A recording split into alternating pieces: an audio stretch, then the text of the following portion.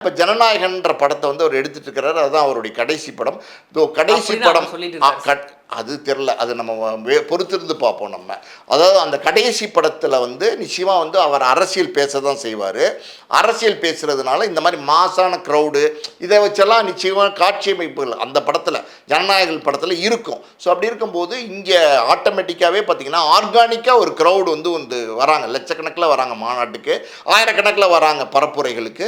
So இந்த க்ரௌடெல்லாம் நம்ம shoot பண்ணோம்னா அந்த படத்தில் இதை வந்து பயன்படுத்திக்கலாம், அந்த ஃபுட்டேஜை வந்து பயன்படுத்திக்கலாம் அப்படிங்கிற ஒரு எண்ணத்தோட அந்த வினோத் அப்படிங்கிற டைரக்டரோட தான் வந்து எல்லா இடத்துக்கும் பயணித்தார். இதுக்காண்டி வந்து அந்த ஃபுட்டேஜை வந்து எடுத்தாங்க, அதை பயன்படுத்துறதுக்காண்டி எடுத்தாங்க அப்படின்றதெல்லாம் இருக்குது. இதில் வந்து அங்கே நடக்கிற எல்லா விஷயங்களையும் அங்கே காட்ட போகிறதில்ல. அந்த கூட்டத்தை, அதாவது ட்ரோன் கேமராவில் எடுக்கிற மாதிரியான ஆமாம் இருக்கலாம். அதாவது வந்து இந்த குற்றம். G Rajan Reddy jewellers, Kanchipuram.